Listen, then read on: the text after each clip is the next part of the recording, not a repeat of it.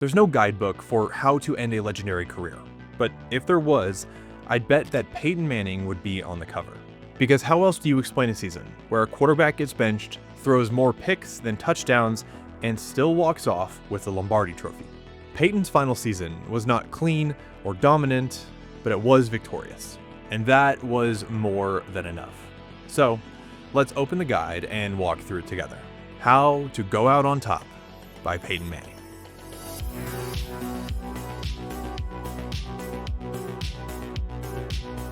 Chapter 1. Accept that you're not what you used to be. By the time the 2015 NFL season kicked off, Peyton Manning was 39 years old. He'd played over 250 games of professional football, taken thousands of hits, and undergone 4 neck surgeries. Brady notwithstanding, most quarterbacks are well into their decline in their late 30s. Terry Bradshaw called it quits on his career at 35. Joe Montana's productivity plummeted after his age 35 season. Dan Marino and Bart Starr got to 36 before their bodies started to give out. Matt Ryan retired at 37, John Elway at 38, and Brett Favre retired at 38, then for a second time at 39, then for a third and final time at 41. Even the person who most closely shares Peyton's DNA in the league, Eli Manning, only made it to his age 38 season before throwing in the towel. So at age 39, Peyton is an outlier, but that's not a title that's new to him. He was an outlier when he led his college team, the Tennessee Vols, to come back from a 20-7 deficit to win the SEC championship over conference rivals Auburn. He was an outlier when he was drafted first overall, even though he lacked some of the physical giftings of other draft prospects. He was an outlier when during his rookie year with the Colts, he set 5 different records, including throwing over 3,700 yards and the most touchdown passes by any rookie in history. And he remains one of the biggest outliers in NFL history, the athlete who has won the most MVP awards, doing so a tremendous 5 times. At the helm of the Indianapolis Colts, the team that drafted him, Peyton Manning defined the quarterback position as a cerebral leader that orchestrated the attack almost as an offensive who was in the game. In 2013, Argo was named Best Picture at the Academy Awards, and the director of that film, Ben Affleck, was named Best Director. The most notable thing about that, however, was that Ben Affleck was also the leading actor of that film. The same thing was happening at the Colts. At the line of scrimmage, Peyton Manning directed his team like chess pieces, and then executed those moves in-game with pinpoint accuracy and efficiency. The Colts pushed the pace of the game with a no-huddle offense, rolling over teams with ruthless abandon.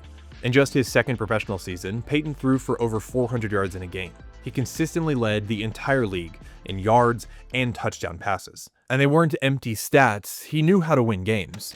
With the world watching on Monday Night Football in 2003, the Colts took on the defending Super Bowl champion Buccaneers.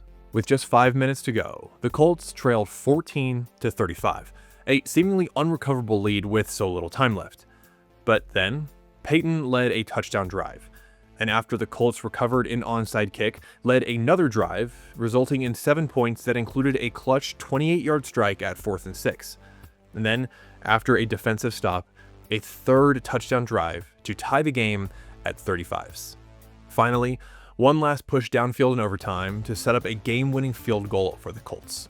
The only 21-point comeback in the final 4 minutes in league history.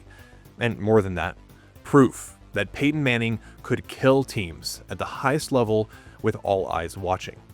Later that same 2003 season, Peyton was named MVP of the league, and then he was again in 2004. He was unstoppable, leading an offense that felt like it was running 2 plays ahead of everyone else. In the 2006 season, it all came together. Manning and the Colts solidly made the playoffs before beating Peyton's nemesis Tom Brady in the AFC Championships, though this would be far from the last time that the two would meet, and then dismantled the Chicago Bears in Super Bowl 41, Manning's first Super Bowl ring. But more than that, it answered the final doubt that remained. Could Peyton win the big one? He had reached the pinnacle of the sport of American football, but he didn't rest on his laurels, even fighting through knee surgery to continue his elite performance. In the 2008 season, as the team around him started to lag, he kept leading the team like a general of toy soldiers, including a stretch of 23 straight completions on the way to a win over the Jacksonville Jaguars, a season that earned him a 3rd MVP award.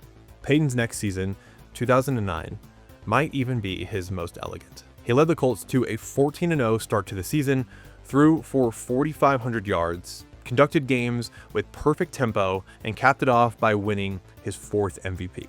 This was his 2nd award in a row, and now officially the single player with the most MVPs in NFL history.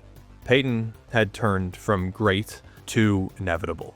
But in 2001, Peyton had to undergo neck surgery that then complicated itself into spinal fusion surgery, a surgery that cast doubt on his future as a pro athlete. After he missed the entire 2011 season, a season where the Manning-less Colts won only 2 games, his team released him. Peyton addressed the fans. "Thank you for letting me be your quarterback." In less than a decade in Indianapolis, Peyton Manning transformed the franchise into an elite NFL power. Under the metronome of his offense, the Colts won 8 division titles and the Super Bowl once. Peyton himself started more than 200 consecutive games, threw for over 54,000 yards and 399 touchdowns. He was named All-Pro 10 times and the MVP 4 times. Indianapolis didn't just get a quarterback, they got a new face of the franchise. But now, that face would be clad in another team's colors. Chapter 2. Rely on your team. So after a year of not playing, multiple surgeries, and entering his age 36 season, it wouldn't be too surprising if Peyton Manning was quietly passed over in the free agency pool. But even if his body wasn't as healthy as it once was, Peyton's precise and unflinching mind remained his greatest asset. So he was a highly sought-after free agent, with the Denver Broncos ultimately winning the free agent auction and taking a bet on the veteran to lead their young team. And from the very beginning, Peyton rewarded Denver's belief. In his first season in Denver, Manning threw for over 4,600 yards to guide the team to a 13-3 record. He didn't just look healthy after his surgeries. On the field, he looked surgical. Then, 2013 happened. That season, Peyton Manning had arguably the greatest quarterback season in NFL history. He set records for both passing touchdowns and passing yards, leading an offense that became a juggernaut. And not the X-Men movie version of the juggernaut, more like the Spider-Man comics kind of a juggernaut. The Broncos scored 606 points that year, still the most ever in a single NFL season. They cruised to the playoffs, with the highlight being Manning's 32 completions in the AFC Championship to lift his team to again defeat Brady's Patriots. They did stumble in the Super Bowl, with the Seahawks defense punching the Broncos in the mouth, stunning them, and winning the Super Bowl for Seattle with a blowout score of 43-8. A loss that served as a sobering reminder of American football's brutality. But Manning's season before this remained untouchable, the kind of numbers that felt more like a glitch in Madden than real life.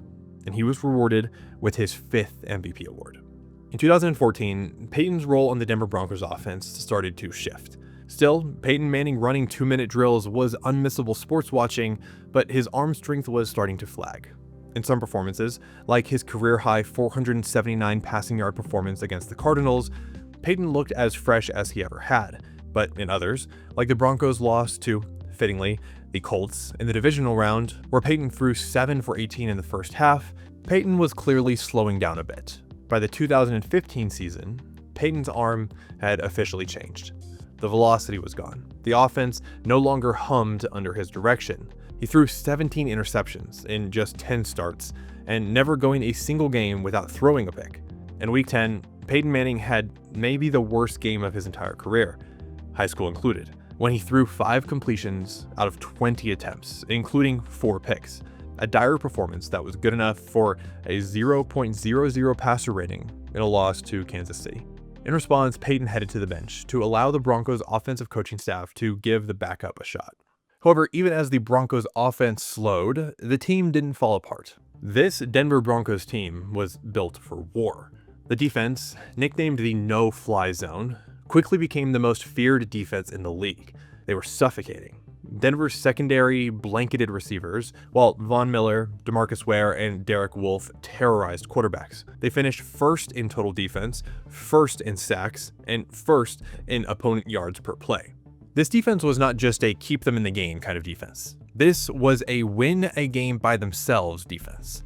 For instance, even though Peyton threw for only 175 yards in the season opener, A pair of Denver interceptions, one of them returned for a pick six, kept the Broncos in the game enough to earn a win over the Ravens.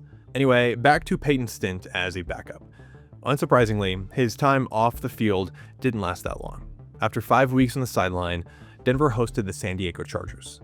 In a fairly disastrous first half, Brock Osweiler turned the ball over 3 times, leading to a halftime Chargers lead. After the break, Peyton returned to the field to again lead the Broncos to a comeback win. As we look back at Peyton Manning's 2015 season, it's clear that he was falling behind.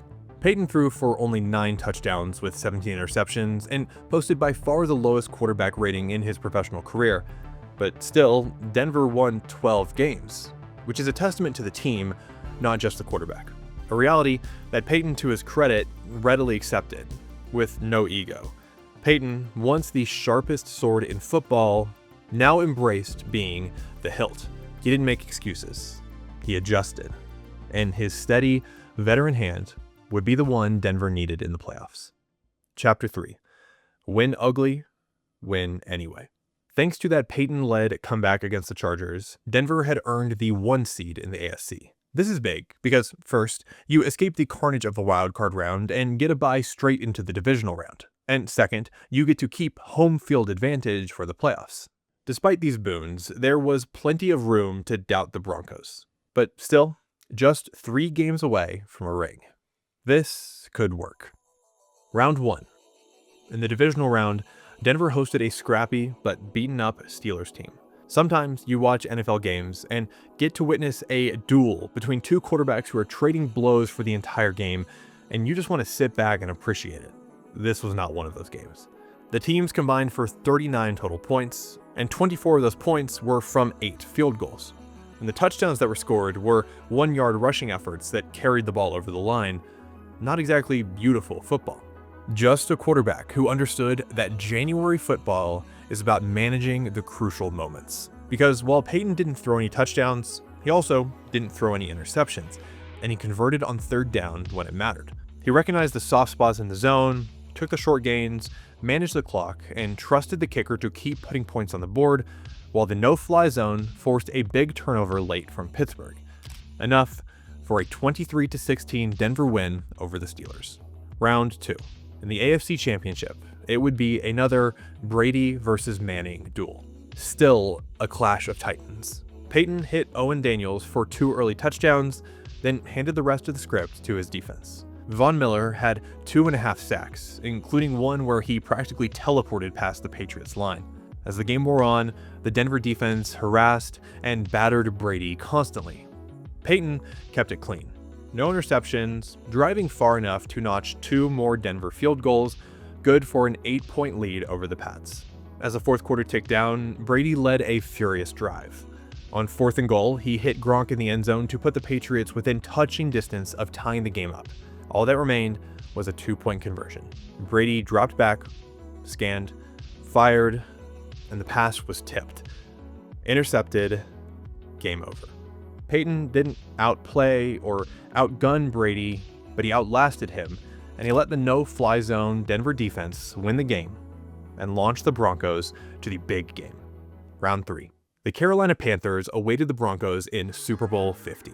Fittingly, this was a Carolina team defined by youth, athleticism, and ingenuity, helmed by the 26-year-old Cam Newton, who is still playing with the shine we fell in love with as a Heisman winner at Auburn.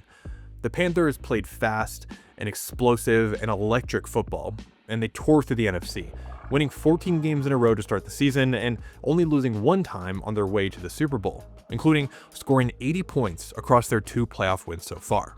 Carolina was faster and louder, younger, and played with more swagger than any team in the league. But Peyton Manning had 13 years of experience on Cam Newton, and he had the Broncos defense. To start the game, Peyton led a slow but steady push downfield that put them in field goal range, which was then converted for 3 points. Then, the Carolina Panthers met the no-fly zone, a quick 3-and-out. The next time Carolina got the ball, Von Miller sacked Cam Newton with such ferocity, it felt like the air was sucked out of the stadium and then shot back in, as Denver picked up the ball in the Carolina end zone for a touchdown and a 10-point lead. Denver's offense, meanwhile, was exactly what it needed to be. Conservative, efficient, steady. Peyton will go on to finish the night 13 of 23 for just 141 yards, no touchdowns, and 1 interception. By Peyton Manning standards, it was honestly an underwhelming performance. But for a 39-year-old quarterback with a body stitched together with multiple surgeries, it was enough. As the game wore on, the Denver defense just kept coming. DeMarcus Ware added 2 sacks, Chris Harris Jr. blanketed receivers, and Von Miller again blew up the Panthers' offense in the fourth quarter with another strip sack of Cam Newton, setting up a short touchdown that extended Denver's lead to 22-10. Peyton connected to convert the 2-point conversion, his only passing points of the entire game.